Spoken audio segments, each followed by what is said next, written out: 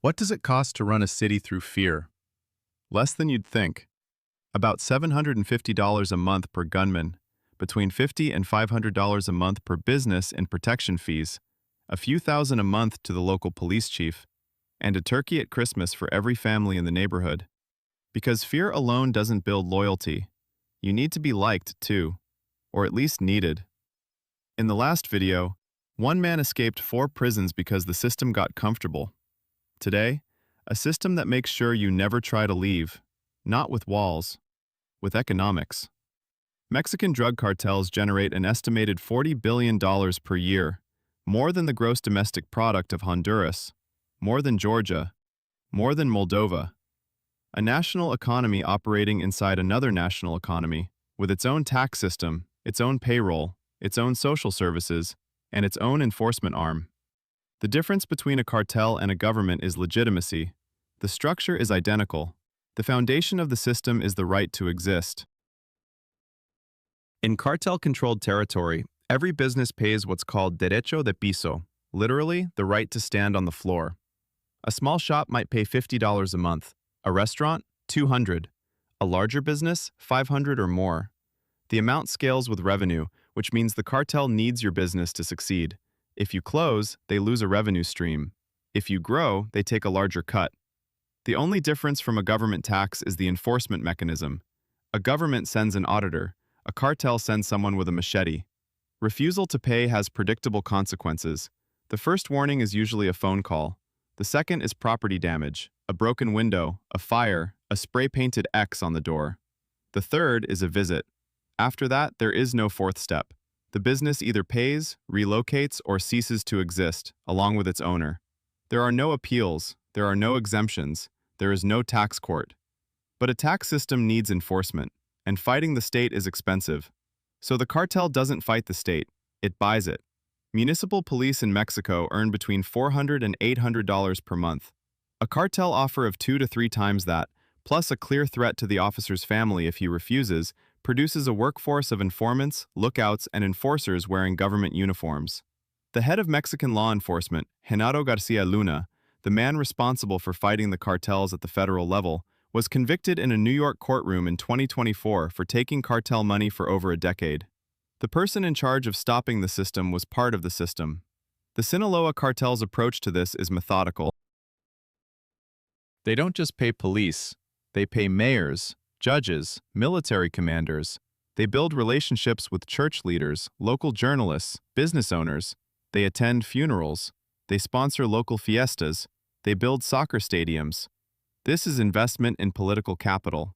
The same strategy any political party would use, executed by an organization with a $40 billion budget and no election cycle to worry about. With the police on payroll and the politicians in pocket, you need an army to collect the taxes and protect the territory. A sicario makes roughly $750 per month in entry-level pay. The Mexican median wage is around $300.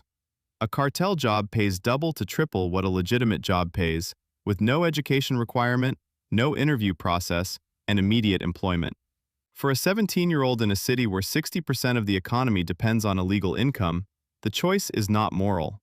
You can make $300 a month at a factory, if the factory is hiring, if it hasn't been extorted into closing, if the commute is safe. Or you can make $750 starting tomorrow, with a phone, sneakers, and the implicit understanding that you will do what you're told, or your family becomes a liability. Recruitment now happens through social media and video games. CJNG, the Jalisco New Generation Cartel, has been documented recruiting through online platforms, offering young men money, status, and paramilitary training. The branding is deliberate. The cartels produce propaganda videos that look like action movie trailers, armored vehicles, assault rifles, tactical gear. They're not just recruiting soldiers. They're selling a lifestyle. And in communities where the legal economy offers nothing comparable, the pitch works. The cartels stopped being drug cartels a long time ago. Drugs are one product line in a diversified portfolio. The Sinaloa cartel controls entire supply chains, from production through distribution through retail in multiple industries. CJNG taxes avocado farms, lime markets, tortilla production, and chicken distribution. Both organizations steal fuel from Pemex, Mexico's national oil company, siphoning hundreds of millions of dollars worth of petroleum annually. Human smuggling generates an estimated $14 billion per year. Kidnapping for ransom is a cash flow tool. Arms trafficking supplies both internal operations and external buyers. The portfolio is designed so that disrupting one revenue stream, even the largest one, does not collapse the organization. Mr. Grimm found the financial breakdown of this in a 2025 DEA assessment. It reads like a Fortune 500 annual report, except the employees carry rifles and the shareholder meetings end differently. And this is the layer that makes the whole thing self-sustaining. The Sinaloa cartel, and this is specific to the Sinaloa model, not all cartels operate this way, provides social services in the communities it controls.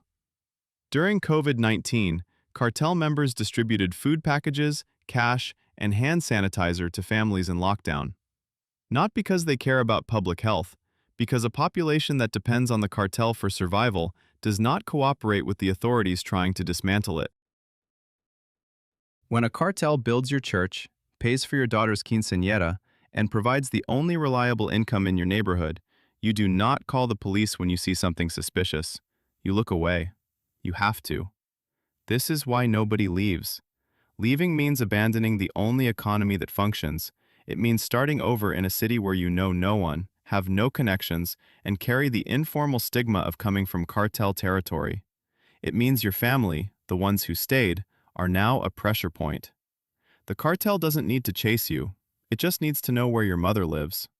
The walls of this prison are invisible.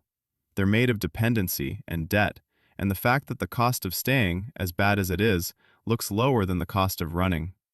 The Mexican government's primary strategy for decades has been kingpin removal. Arrest or eliminate the leader, and the organization crumbles. In February 2026, El Mencho, the head of CJNG, the most wanted man in Mexico, was killed during a military operation.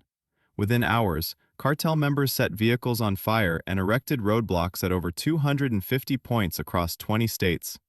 The system didn't collapse, it retaliated. The infrastructure, the money, the supply chains, these survive every kingpin. The position fills within weeks. The organization adapts. The protection taxes continue. The avocado farms still pay. The cartels didn't replace the government. They replicated it. And in some territories, they did it more efficiently. That is the system, not the violence, but the economy underneath it. An economy so deeply woven into the daily life of millions of people that dismantling it would require rebuilding the entire legitimate economy from the ground up. And nobody has the budget for that, including the government that's supposed to be in charge. This isn't history. This isn't a Netflix series about the 90s. Right now, at this exact second, a business is paying its tax. A sicario is collecting his salary.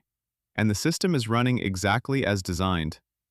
Cartels use fear and money. But in the digital world, you don't need either. You just need a laptop and a face that doesn't belong to you. Thursday.